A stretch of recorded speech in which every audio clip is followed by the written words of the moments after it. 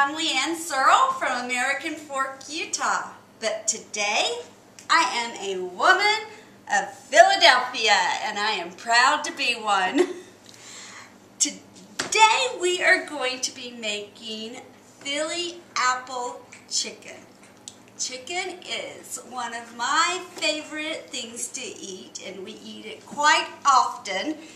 So when we can find a new, different, exciting way to make chicken, it's even better, because we all need to spice that up every now and then. What better way to do that than with Philadelphia cream cheese? To start our recipe, I have taken some apples and cut them up into nice bite-sized chunks. And we are going to take some pecans. I'm from North Carolina. I will always call them pecans. However, living in Utah, I do have to adapt every now and then to say pecans. My husband, he fishes, and he says, they're not a pecan. I know what a pecan is. Something that you use in a boat. Of course, we all have to laugh about that one. So we've got our apples. I can't believe I just said that. We've got our apples, we've got our pecans, and now I'm going to put a little bit of brown sugar in this. And, of course, bacon. What is better than bacon? Nothing, nothing. Well, okay, maybe apples and pecans. And then just a little bit of spice. I've got a half a teaspoon of nutmeg and a teaspoon of cinnamon. And I'm just going to give this just a quick little toss before we add the exciting ingredients. Oh heck, just forget it. Let's just use the hands. I did wash them, so I think that's okay. All right, we are ready for the secret weapon. Creamy Philadelphia cream cheese. I said this before when I did my side dish, but I love Philadelphia cream cheese. Love it. Whenever I feel like I have cream cheese in the refrigerator, I feel like that I can do just about anything. Because you can add it to any dish, just like what Paula's doing with this contest in Philadelphia cream cheese. Because really and truly, it can be a dessert, it can be appetizer, a main dish. Everything is better with Philadelphia cream cheese. Oh, and bacon. Okay, we're back with not only clean hands, but gloved hands, because we're going to get ready and work on the chicken. Now, I've got 4 pieces of nice chicken breast.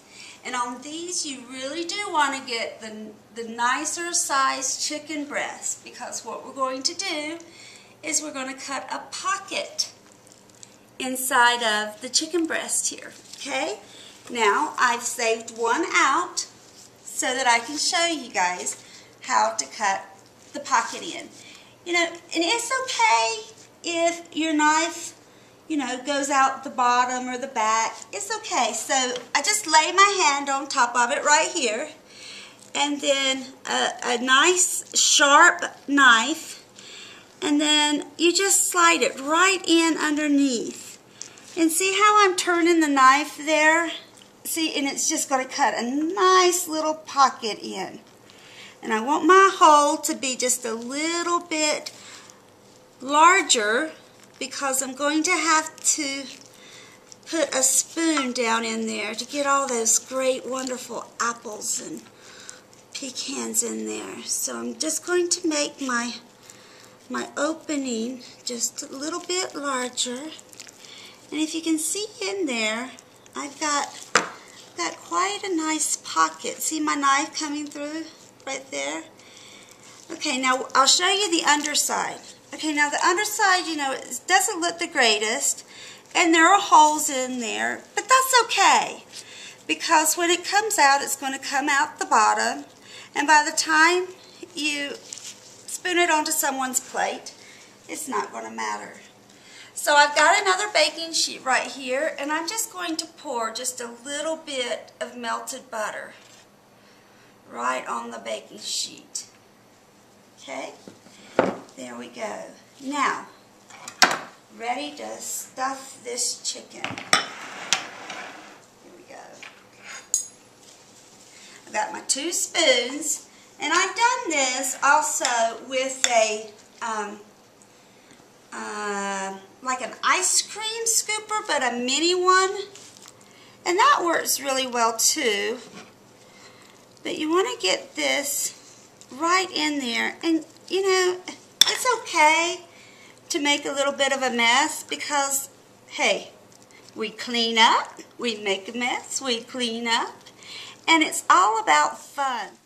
I have stuffed all the chicken with the apple stuffing here, and if you'll notice, I have tried to get all the crevices of the chicken breast, because when I have my family take a bite of the chicken, I want them to be able to have a yummy something good in every bite.